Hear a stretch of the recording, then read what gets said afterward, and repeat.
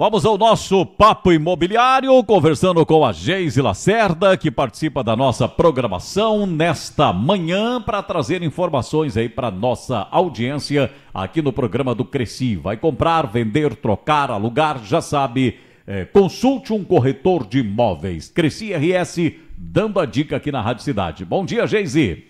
Bom dia, Flávio. É um prazer estar aqui novamente. Eu quero agradecer a oportunidade. Bom dia aos ouvintes. Isso aí. Hoje a gente vai falar sobre locações e eu quero responder perguntas. Ótimo. Então tá liberado o telefone aí para o pessoal mandar perguntas aqui para a Geise, né? A especialista em locação. Se alguém não sabe, a Geise sabe. É a especialidade da Geise aí, né? Mas vamos lá então, Geise. Vamos começar por onde hoje, introduzindo aqui o nosso tema para que a audiência dê tempo aí de, através do WhatsApp 996984804, formular a sua perguntinha para a gente tirar dúvidas. Olha, Flávio, uma coisa que eu já quero responder foi a pergunta do Papo Imobiliário da semana passada. Que foi a pergunta que tu fez...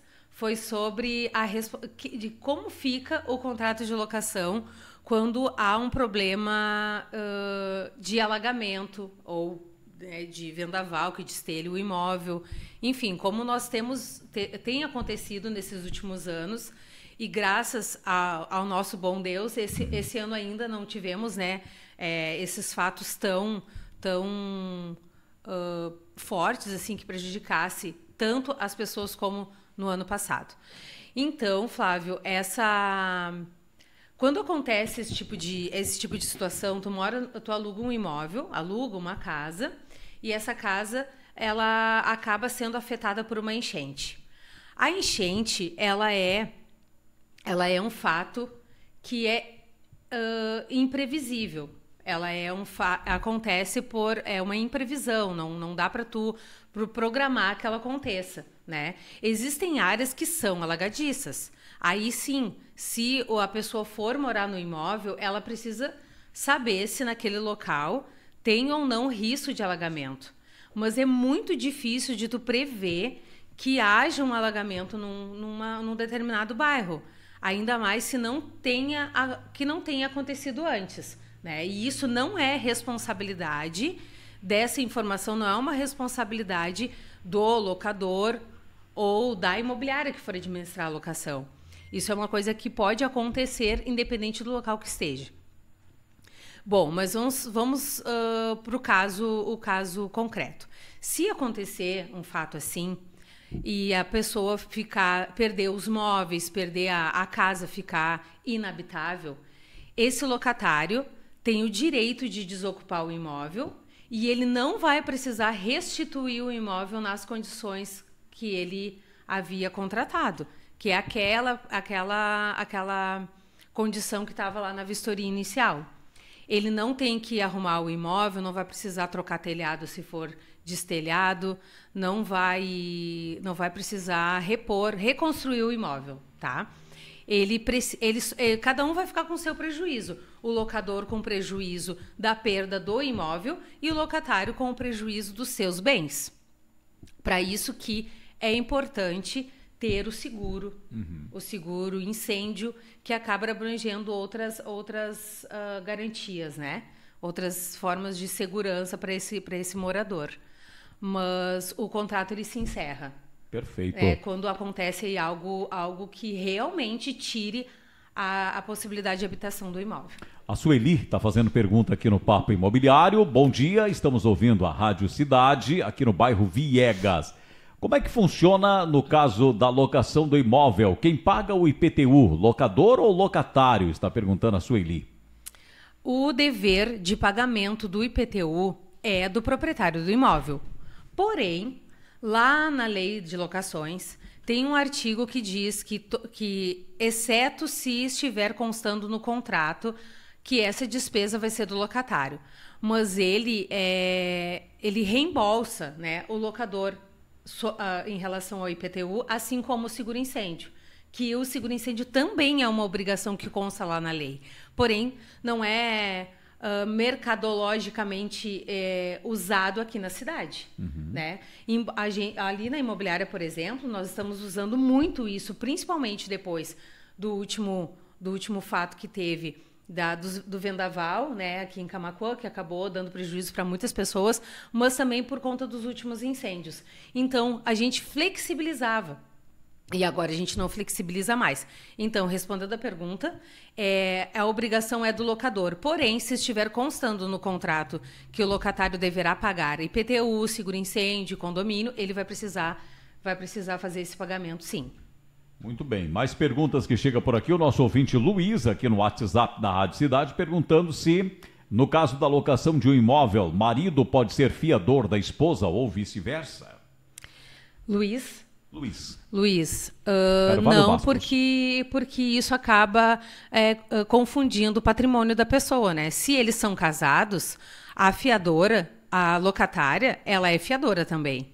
Então, não é possível que seja usado o casal para dar fiança à sua própria locação. E porque até o que a fiança ela não é uma garantia pessoal de confiança, tá? E o que responde é o patrimônio, é o lastro patrimonial do fiador, não é o imóvel especificamente falando, como há esse entendimento com muitos corretores e imobiliários que pedem às vezes 2 imóveis para garantir a locação. Não, quando mudou a lei em 91, já foi alterado isso, de que o que responde é o lastro patrimonial. Então, não poderia usar o locatário a locatária, no caso, esposa do fiador. E o fiador, apenas um fiador, não há necessidade de ter mais de um fiador, 1, 2, 3 fiadores? Não precisa, a não ser que o imóvel seja com valor agregado maior, aí a própria imobiliária ou o corretor vai fazer a avaliação para verificar o risco. Aí que entra as outras necessidades. Vou precisar acrescentar mais um fiador, vou acrescentar mais um locatário. Por exemplo, sou eu e meu marido e tenho um filho que também compõe a renda da casa. Ele também pode entrar como locatário para compor renda e se comprometer no pagamento daquele aluguel. E o fiador pode ser um ou mais fiadores. Isso vai depender da avaliação da imobiliária que tem responsabilidade nessa questão quer dizer, não é que ela seja responsável, mas ela precisa se movimentar e fazer todas as avaliações necessárias para diminuir todos os riscos da locação. E aí ela pode sim pedir mais de um fiador. A nossa ouvinte Helena está perguntando com relação à validade de contratos. Ela se renova automaticamente o contrato de locação? Como é que funciona? Ela pede informações. Helena Villanova. Helena, o contrato de locação, ele entra na vigência indeterminada a partir de um certo período, tá? Vou te dar 2 exemplos que são os que estão lá constando na lei de locações. Contrato que é feito por um período de 12 meses, ou menos que 30 meses, ele entra na vigência indeterminada a partir do período que for contratado. Por exemplo, eu fiz um contrato de 12 meses, ou fiz um contrato de 15 meses. Quando terminar o 12º mês ou 15º mês, esse contrato ele entra na vigência indeterminada e ele não precisa ser renovado.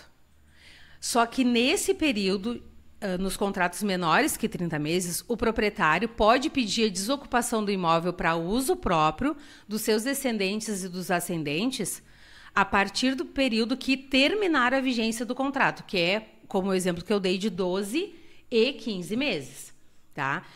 Quer dizer que todos os contratos que forem menores que 30 meses, quando terminar o período contratado, aí o proprietário pode pedir para uso próprio. Fora isso, durante a vigência contratual, ele não pode pedir desocupação em hipótese nenhuma, a não ser depois que terminar a vigência, o período contratado. Aí ele pode, né? Já estou respondendo até outra pergunta que não foi feita. Mas esse contrato não precisa ser renovado, mas pode ser renovado. E aí ele vai seguir as mesmas regras de um contrato que estivesse sendo começado. O locatário vai precisar pagar multa na rescisão antecipada. E aí entra outra questão. Essa questão da multa por rescisão antecipada pode ser tratada nessa renovação, já que o locatário já estava na locação. Outro exemplo é o contrato de 30 meses ou mais. Se ele for contratado por 30 meses, passando os 30 meses, ele entra na vigência indeterminada e não é renovado, a não ser que o locador e o locatário queiram renovar. E não precisa renovar por igual período. Mas o proprietário ele pode não querer renovar e querer a desocupação. Nesse momento, aí sim, se ele não quiser renovar, ele vai avisar que quer desocupar o imóvel, ele não precisa dar motivo para isso, ele basta querer. Por isso que tem diferença dos contratos menores de 30 meses e maiores de 30 meses. E essa comunicação, ela é feita de que maneira? Um mês antes de vencer o contrato, no vencimento do contrato, como é que o proprietário do imóvel vai comunicar à pessoa que está alocando o seu imóvel que ele quer a desocupação? Se for num contrato que dá a possibilidade de proprietário solicitar para uso próprio, ele tem que ser por escrito, tá? Uma notificação por escrito, até porque ele não pode agir de má fé. Tem que ser para uso próprio mesmo, ou para uso dos descendentes mesmo. Não pode ser algo dito e não executado, porque aí ele corre o risco de ter um problema maior depois. Ele não pode, por exemplo, solicitar um imóvel simplesmente para alocar para outra pessoa. Não pode. Na verdade, a pessoa pode até achar que pode, mas se esse locatário descobrir que ele fez isso, ele pode entrar com uma ação por perdas e danos, né? Pode entrar com uma ação de falsidade, né? Falsificação de informações ou de documentos, enfim. E porque os locatários não são mais como eram antes. Eles não sabiam muita coisa, mas agora os locatários sabem muito. Sim, por isso que é agora tem o importante. Papo Imobiliário no ar. Exato. Estamos aí para tirar dúvidas. E por isso que é importante que os corretores se atualizem e estudem e busquem as informações certas para que ou ele mesmo não se prejudique, né? Claro, exatamente. E nos contratos de 30 meses, Flávio, essa comunicação precisa ser feita ali com 30 dias antes, é o ideal, né? Até para a pessoa se programar e procurar outro imóvel. Olha, eu não tenho mais interesse em manter a locação, após terminado o período ali, eu preciso que seja desocupado o imóvel em 30 dias. Perfeito. Pergunta do Gilberto, que chega para a gente aqui. Em que momento pode haver a substituição, a troca do fiador, no caso da continuidade do contrato? E aí ele faz uma dissertação aqui. A pessoa faz a locação por 1 ano, mas decidiu trocar o fiador, ou o fiador solicita que seja substituído. Em que momento pode haver essa substituição?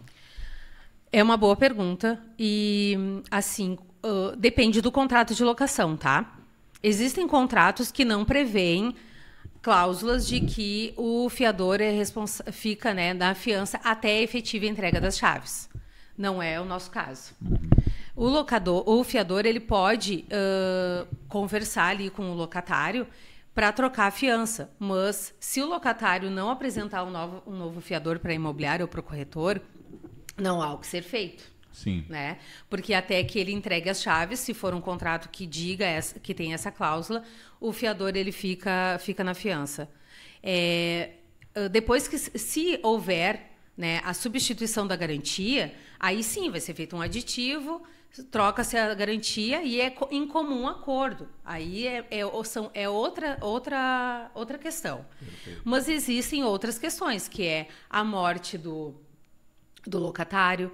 Aí o fiador, se ele for um fiador que estiver dando a fiança, que é uma fiança personalíssima, né? É pessoal, é para aquela pessoa que alugou, aí ele pode pedir a exoneração, porque a pessoa que morava no imóvel não morará mais, morará ou um filho ou a esposa, né? Aí ele ainda fica na responsabilidade durante 120 dias depois de comunicado ao locador, ao proprietário. Isso dentro do prazo contratual. Dentro do prazo contratual. Muito bem. Dona Geralda fez um discurso aqui pra gente no WhatsApp da Rádio Cidade, já está colocando aqui a seguinte situação. Locou uma casa e decidiu ir morar, locou uma casa por 1 ano, morou 6 meses, decidiu ir morar com um filho na cidade de Guaíba.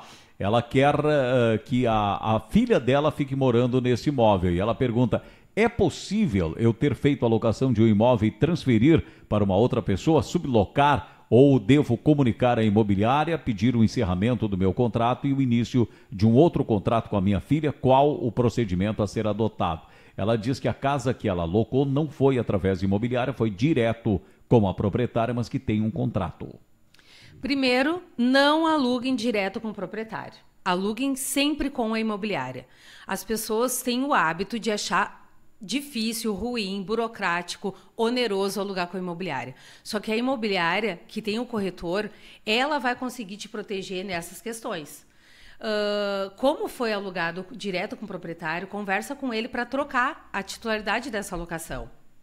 Porque provavelmente, se esse contrato foi feito direto com o proprietário, provavelmente não tem nenhuma segurança jurídica.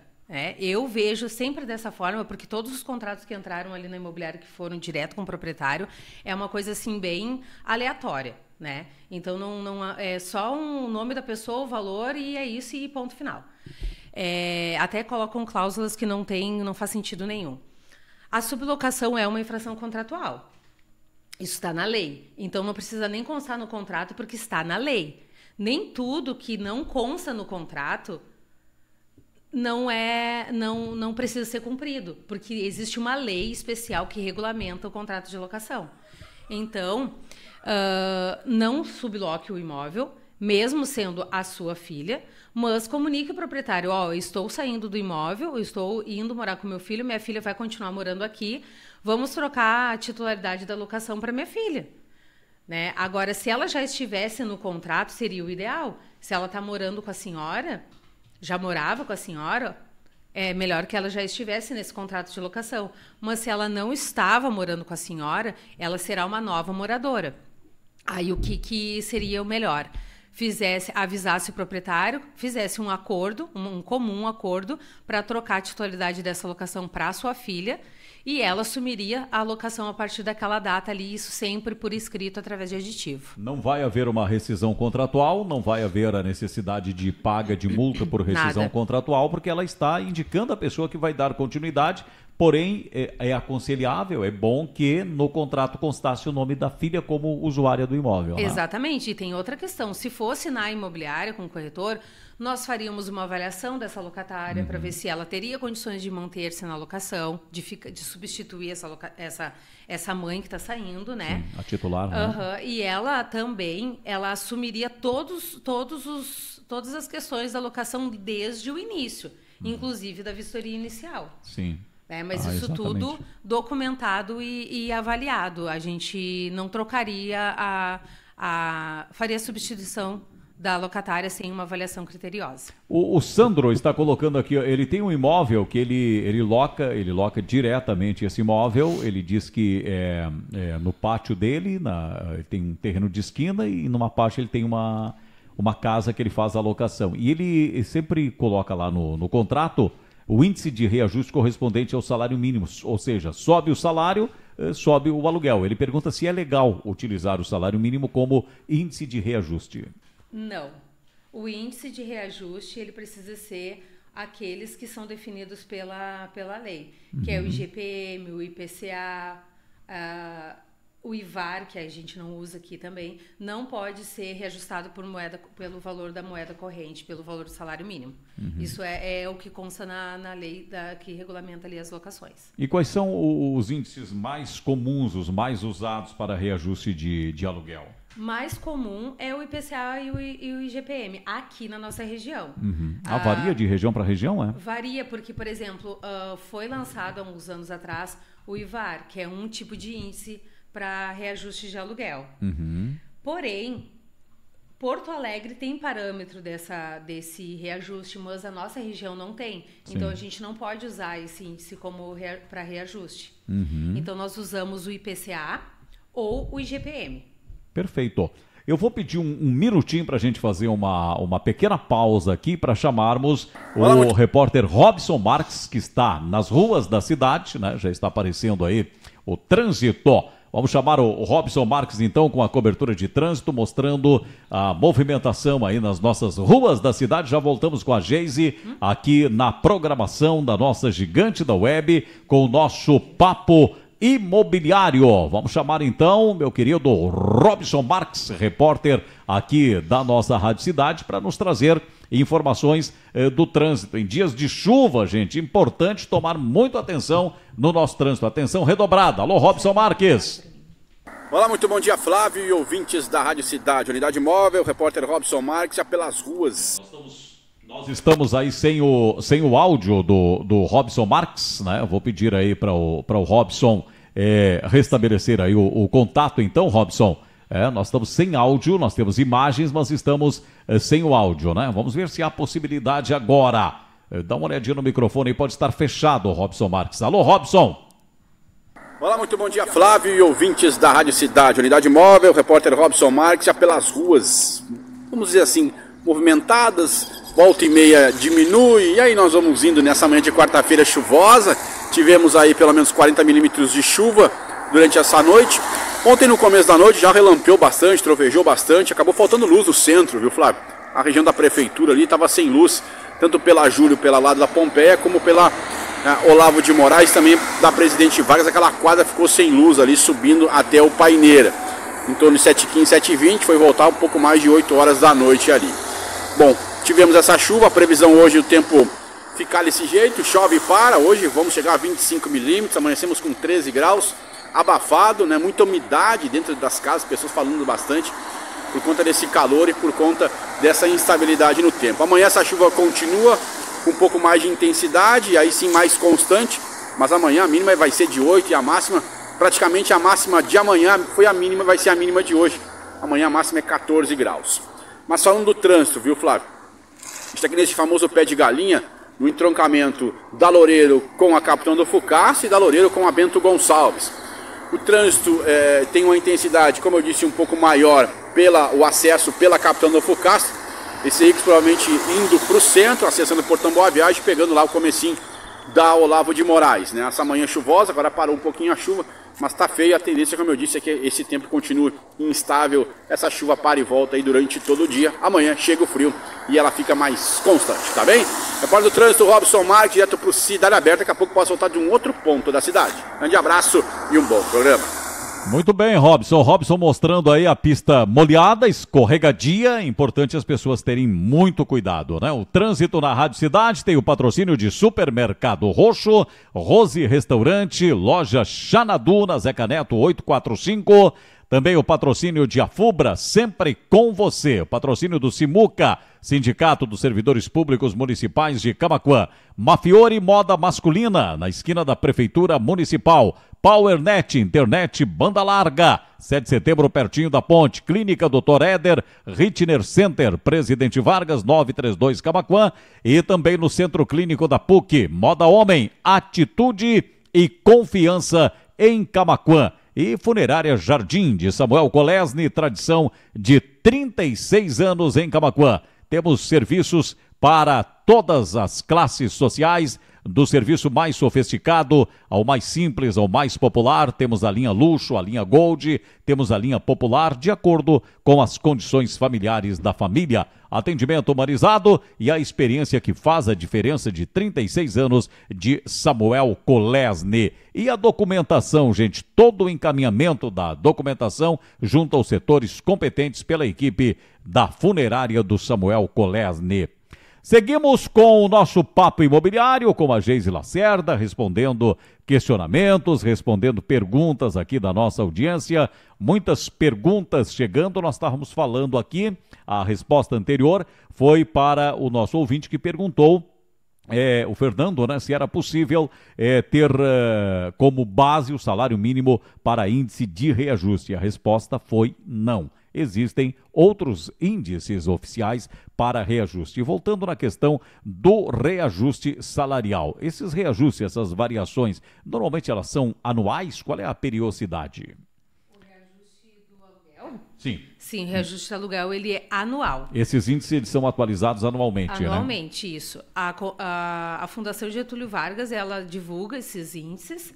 E a consulta é feita através desse órgão que faz a divulgação oficial, né? Uhum. E a partir daí a gente faz o reajuste, então, do aluguel, e é anual. Ele não pode ser com periodicidade menor.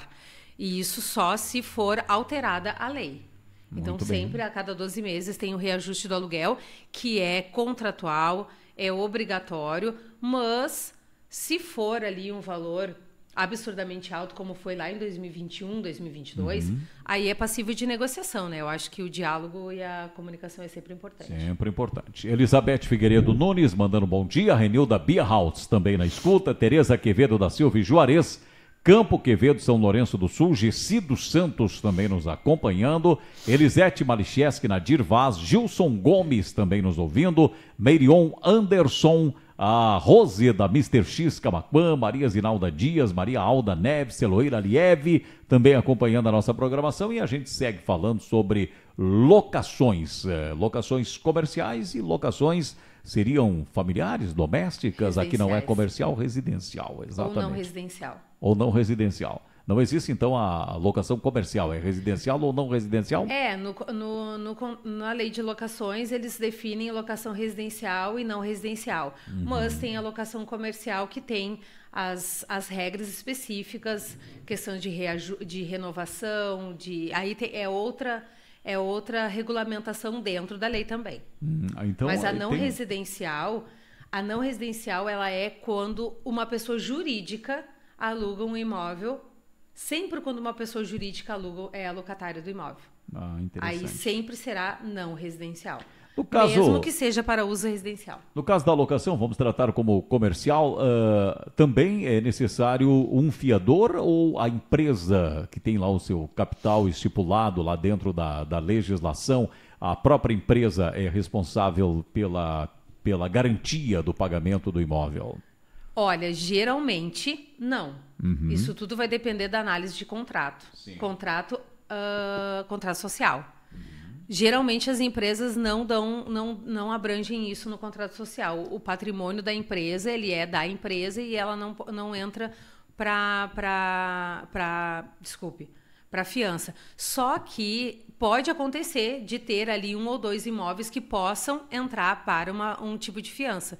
Existem, no contrato no contrato social, consta ali o que pode ser feito pela empresa. Se fugir do que está autorizado a ser feito na empresa, não pode ser usado nada para garantia. E é muito arriscado, né? Porque o locatário, sendo a empresa e ser o fiador também, se houver um fechamento inesperado e essa empresa, entre aspas, quebrar, quem é que vai pagar pelos custos? O risco é muito grande, né? Por isso que é importante sempre ter um bom fiador. Aí sim pode ser também avaliada a questão de ter mais de um fiador. Dá também para entrar um imóvel como garantia. Aí esse imóvel seria caução de bem imóvel.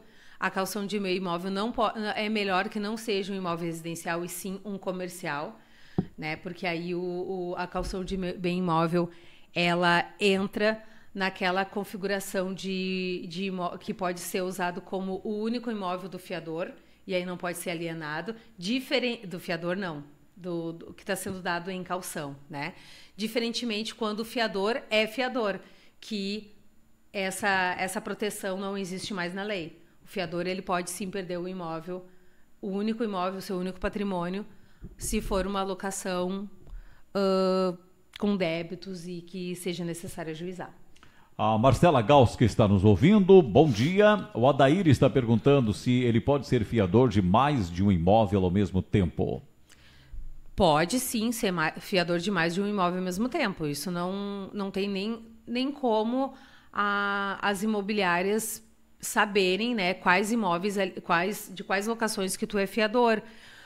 A única possibilidade que teria de verificar isso é se fosse gravado na matrícula do imóvel que tu é fiador, que deu aquele imóvel em garantia, for registrado na matrícula do imóvel o contrato de locação. Aí, quando a imobiliária pede a matrícula do imóvel, vai verificar ali que tu já deu em garantia. Mas, mesmo assim, isso não impede nada. Porque o que garante a locação é o lastro patrimonial, é todo o patrimônio do fiador, não é o imóvel especificamente falando. Tem uma pergunta aqui bastante curiosa. A nossa ouvinte lá de Dom Feliciano, a Simone. Olá, bom dia, sempre ouvindo a Rádio Cidade. Bom dia, Simone.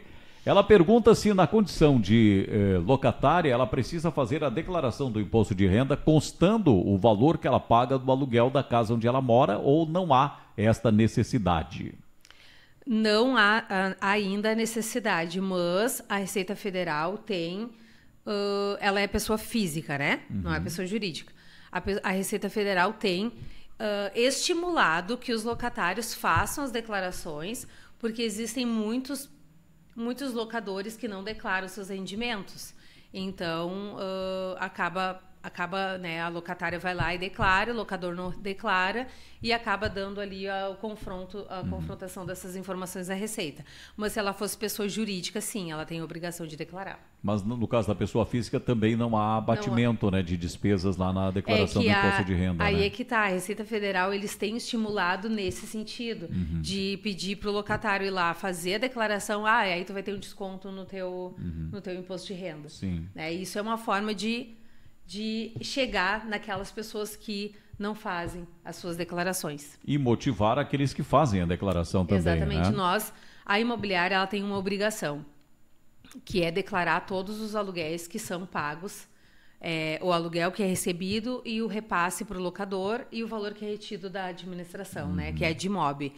Então, ele pode até fugir pelo locatário, né? Mas pela imobiliária, muito dificilmente ele vai conseguir. E cada vez mais isso está mais engessado e mais o cerco está se fechando cada vez mais. Sim. Teve uma modificação, eu só não vou entrar nesse assunto porque eu não tenho conhecimento nessa área, nessa parte, conhecimento profundo, e para isso é importante se estudar e entender primeiro antes de falar. Mas houve uma modificação na lei, alteração ali na tributação, e isso vai acabar afetando, sim, locadores e locatários daqui para frente. Muito bem, então é importante ficar ligado aí, ficar bem atento, né? A Rose está fazendo uma pergunta, ela locou um endereço comercial, um prédio comercial, para sua loja. Ela fez várias modificações e ela pergunta se essas modificações, essas alterações, essas melhorias internas e na fachada, é necessário ter a concordância do proprietário do imóvel ou se não há essa necessidade. Sempre ter a concordância do proprietário. Porque ela não tem o direito de alterar a estrutura do imóvel, né? Sim. Mas para ela usar, ela vai precisar fazer uma pintura, instalar, enfim, até mesmo divisórias. Sempre é importante ter essa autorização proprietária, mas geralmente contratos de locação comercial já vêm com essas autorizações, porque é para que a pessoa se adapte, se adeque para usar o imóvel para a finalidade do seu negócio. Então, isso vai depender também da atuação do corretor de imóveis no teu contrato de locação. Mas sempre, qualquer coisa que for feita no imóvel, entre em contato com o proprietário e pegue autorização por escrito, porque depois, no final da locação, ele vai dizer que não autorizou e vai querer que tu resolva o problema. Que volte à estrutura original? Geralmente tem que se fazer isso, tá? Geralmente tem que fazer, colocar...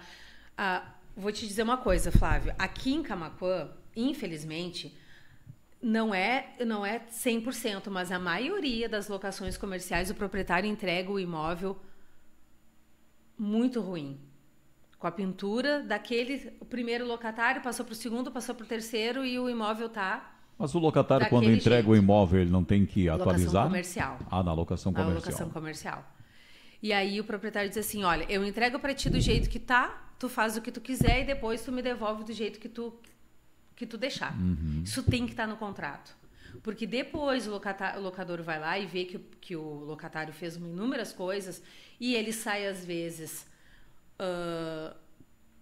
com problemas com o locador, tira as coisas de qualquer jeito, arrebentando parede, tirando luminária, arrancando fiação e deixa realmente do jeito que está, do jeito que ele quiser, porque ele recebeu do jeito que estava, né?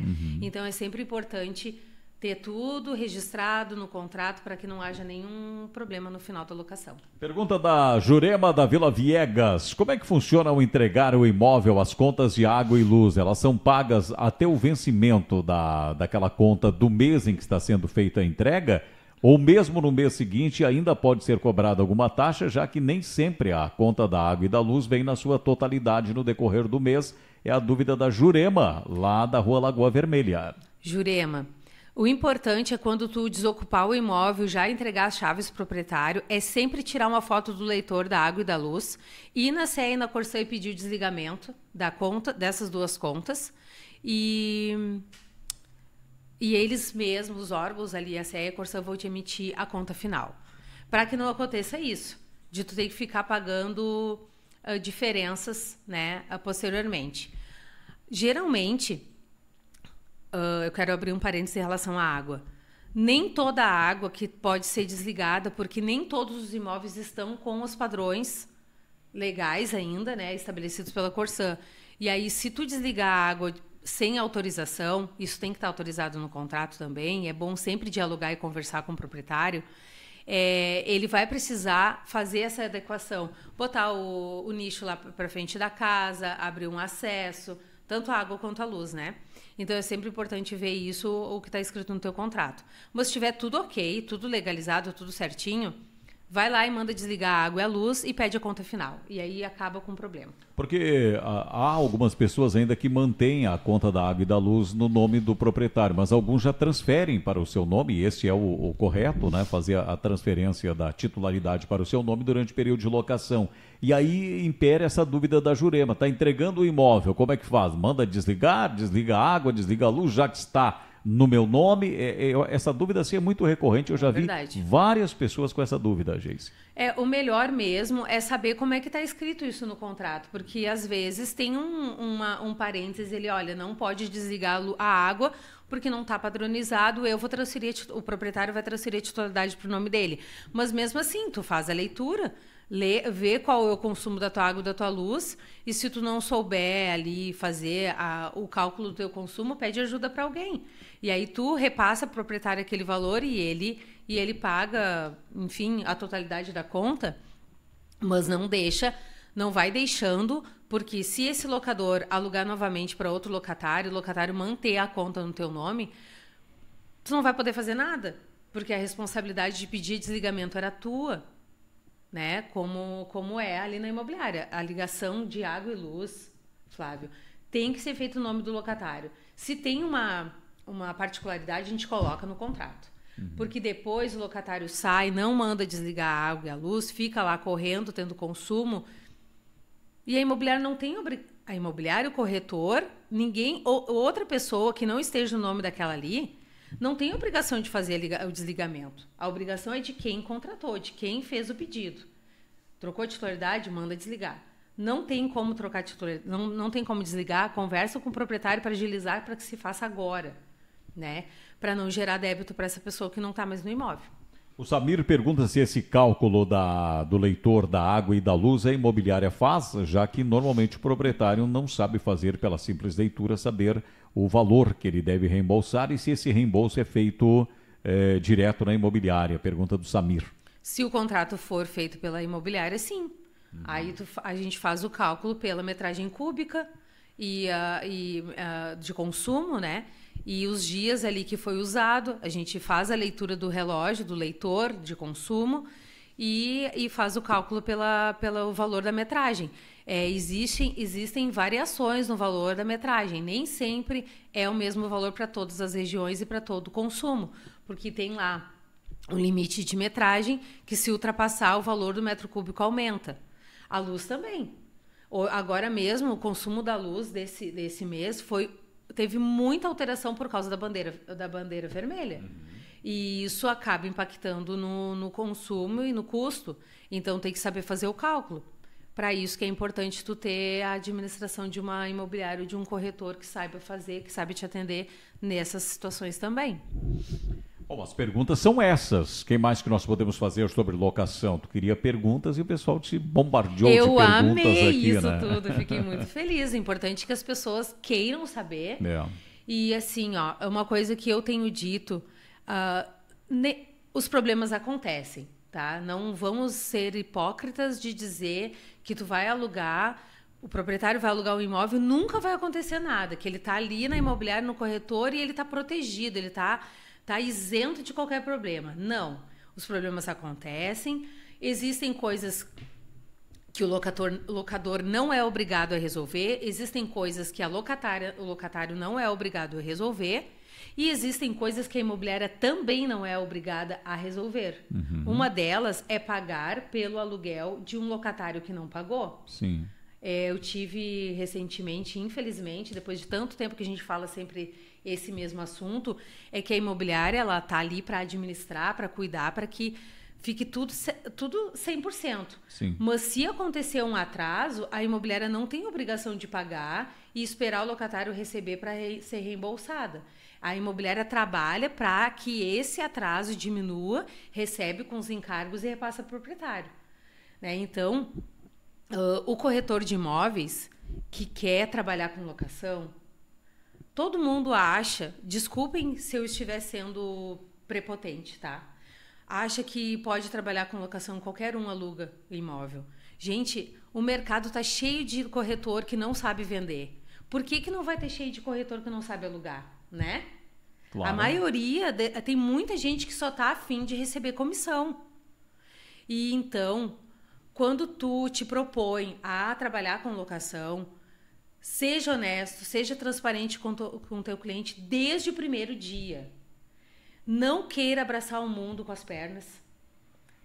Faça o que... Cada um faz o seu trabalho e respeite o trabalho do teu colega. Não diga para o teu cliente, não aluga lá na tal imobiliária porque eles cobram isso e está errado. O que tu sabe se está errado ou não, se tu não trabalha definitivamente com locação e não se especializa, não estuda, sabe? Isso que eu queria que as pessoas, os nossos colegas corretores, fossem parceiros mesmos uns dos outros e respeitassem a profissão do corretor de imóveis.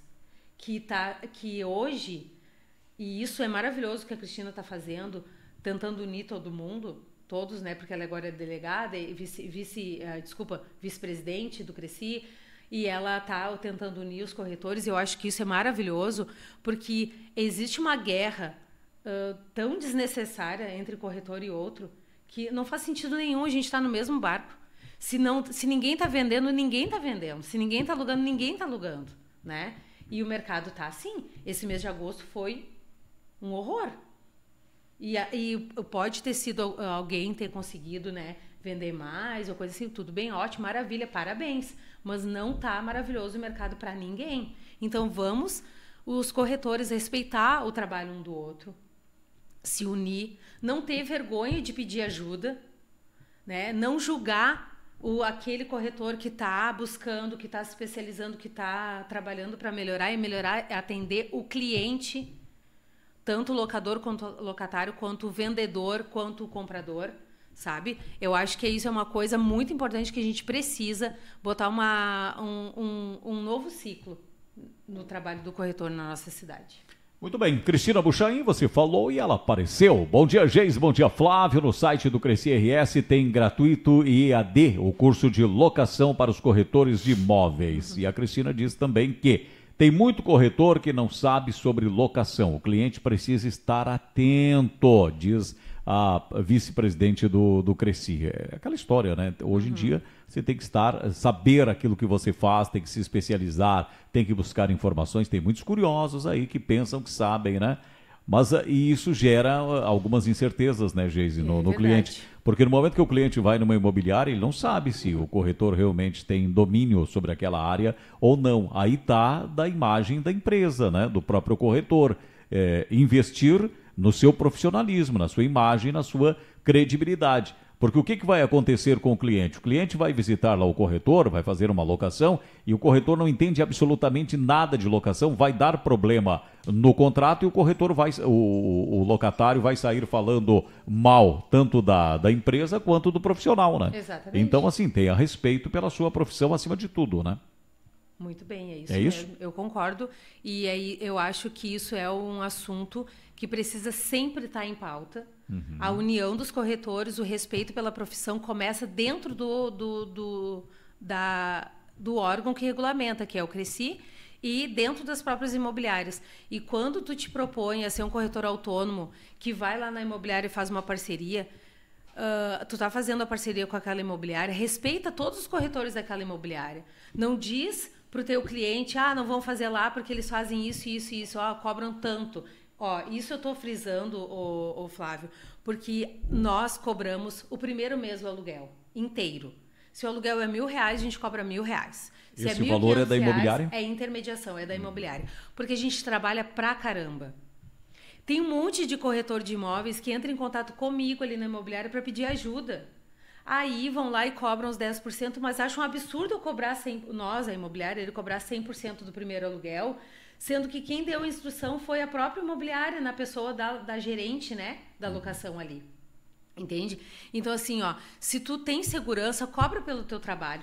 Não tem medo de dizer que eu cobro R$1.000, cobro 3%, cobro 6%, cobro 10%. Não tenha medo, valorize o teu trabalho.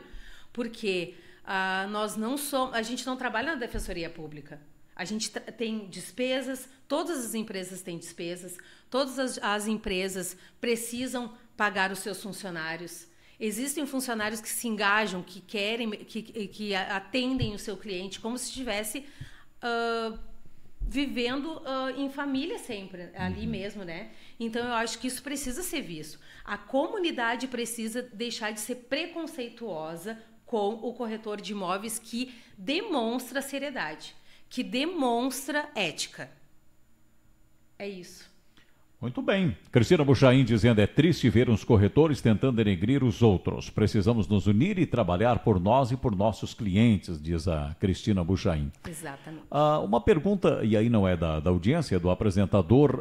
No caso da necessidade da intervenção de um profissional do direito, de um advogado, né, para mediar um contrato, ou até mesmo na rescisão contratual, ou por algum problema que tenha ocorrido no decorrer do prazo contratual, a imobiliária fornece esse advogado para o locador, ou o locador busca o seu advogado particular, não tem nada a ver com a imobiliária? Existem imobiliárias que oferecem dentro do pacote de serviços, e isso é cobrado, a assistência jurídica. Durante a vigência contratual, a assistência jurídica ela existe. Mas, se for necessário entrar com uma cobrança judicial, a imobiliária indica o corretor, indica o advogado, que é da confiança dela, porque ela também teve prejuízo nessa inadimplência, né? Então, ela deixou de ganhar também. Então, ela indica o advogado que dá assistência jurídica para a imobiliária, tá? Mas o locador não tem obrigação de contratar. Não tem essa obrigação. A imobiliária não tem obrigação de ceder gratuitamente o seu jurídico e o locador também não tem o dever de aceitar. Né? Em caso da execução do locatário, quem executa é o locador, o proprietário do imóvel, ou a imobiliária por algum problema, principalmente inadimplência no contrato? A execução, geralmente, ela entra junto com depois que o imóvel já foi desocupado, né? Então, entra nessa questão que eu falei. A imobiliária indica... Sugere um profissional. Sugere o profissional dela para que também possa estar no mesmo processo e receber a sua parte. Mas né? essa contratação quem faz é o proprietário do imóvel. O proprietário que faz a contratação. E isso está no contrato de administração, ele já está ciente disso.